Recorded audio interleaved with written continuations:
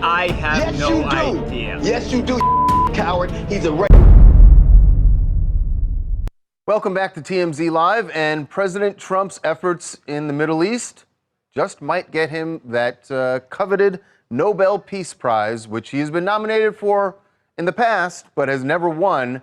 And today, a congressman from Georgia actually Buddy Carter announced that he has written to the Nobel Peace Prize Committee and wants President Trump to get the prize. Because of the ceasefire, which is interesting because the ceasefire has kind of been teetering on the brink and it's only a day old. Teetering on the brink, so much so that you had the president, can't remember, maybe in your time you can remember. My time. A president saying what the blank. Oh, that was unbelievable. That the president actually said this morning he was angry that Israel had fired fired after the ceasefire. If you haven't heard it, listen to this. This is amazing. We basically have two countries that have been fighting so long and so hard that they don't know what they're doing. Do you understand that? Yeah, we understand it. We get it. Yeah. Wow. Do you remember? I can't remember a president using that word. But Joe Biden calling Obamacare a big blanking deal. Yes. Which is a different. But it wasn't on camera. It was a hot mic. He didn't know. So, is it time to start talking about a Nobel Prize for the president? Joining us now to discuss is our good friend DL Hughley. DL, welcome back, man. Peace, lasting. I think you have to have peace. You have to have peace longer than it takes to send a tweet out. Like, it has to be that long, right? It has to be longer than that, right? Ultimately, it's interesting because weren't the Iranians and the United States and Israel at the negotiating table when he fired the missile? Like, they were at the table negotiating when he fired. They were at the table when Israel launched its offensive. And look, you're right. It's shaky, but here's I've been dying to talk to you today. If this peace and the ceasefire lasts, and he is able to contain Iran through the bombing and then diplomacy, does he deserve the Nobel Prize? I think that what we should talk about is the fact that he dismantled the deal that was in place that had contained Iran. He's an arsonist who starts a fire and then puts it out.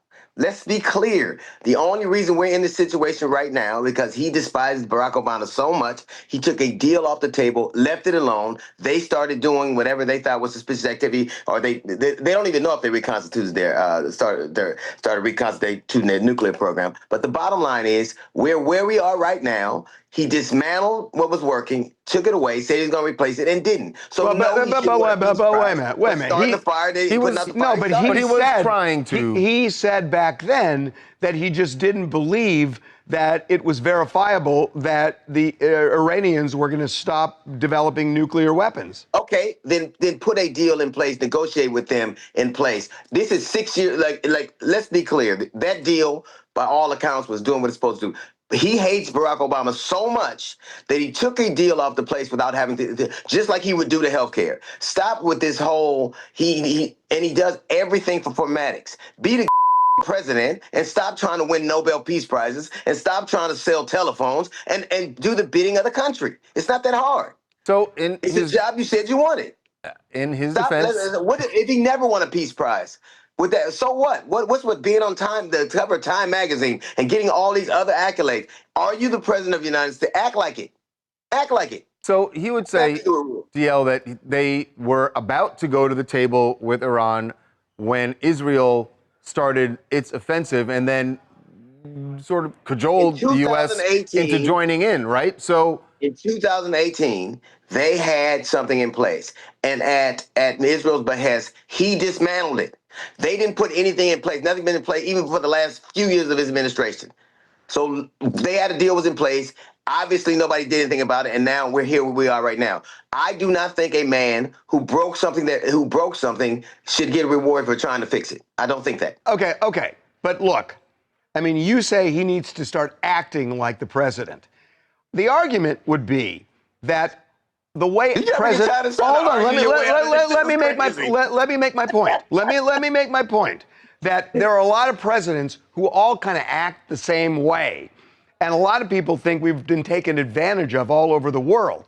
Donald Trump acts a different way. You just heard Donald Trump saying they're both blanked up, and he is handling it differently. If his style is able to secure what looks like a long-lasting peace, why not give him the Nobel Prize? Okay, here's the thing. Tariffs, his idea of tariffs was a different approach. Look where we're at. His idea of immigration is a different approach. At the same time, this is literally true. At the same time he's attacking Iran, he was attacking a swap meet in El Monte. So, like, I don't know. Any of these things that he's trying to do would already be unwieldy anyway. But trying to do them all half-hearted and one time is probably why we're here. And let me ask you something. Who does he have in place that is advising him? Name me one person, one competent person on his cabinet that can help him. One. Dio, is there anything that Donald Trump could do that you would give him credit for? Yes, he could have went to jail for starting a riot. Okay, there's the answer. The things that you are saying, with all due respect, they are absolute nonsense. He torpedoed a deal with Iran because he doesn't like Barack Obama. Do you listen to this? Do you hear what you're saying? He destroyed. Oh, stop it! The man, he wouldn't do that. The man who's renaming federal. Give me the proof. Like let's talk in facts. Let's talk in facts. Let's talk in facts. Why didn't he torpedo the deal? Why was the deal it's torpedoed? A crap deal. It's a crap deal, Dio. What was crap about it, Mike? No. Barack Obama has said there's not. So a better deal is the one he's doing now. Yes, they negotiated for 60 days. He said take a deal. They didn't take the deal. Now it seems like we are on the verge of peace. Except the only difference is now their nuclear program is decimated. Dio, come on. That man torpedoed that deal precisely because he didn't like Barack Obama. Every president we have had, DL, has said that they cannot have nuclear weapons, including Barack Obama. You're a mediocre coward who is a president, and all of you people enable him. That's all he does is break. Okay, this hurts your side. It hurts your side, DL, because when something legitimately good happens for the world, you can't admit it. You cannot admit it.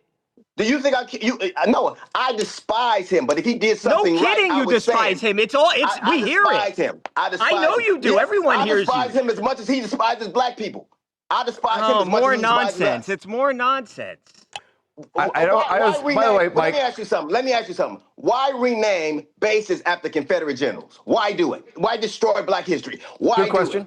Good question, Mike. Why do it? You know why? Because let him answer, Dio. And let him do it. If you're going to ask him, you have to let him answer. Why does he do it? Give me the question once more, Dio. I'm sorry. Why rename bases after Confederate generals? I have no idea. Yes, you do. Coward, he's a racist. That's why he does it. Look, Dio, let me tell you, it is such a sign of weakness that you cannot control your emotions. You are out here, you are attacking me personally. Okay, it's a sign of weakness, Dio. We're in overtime. We are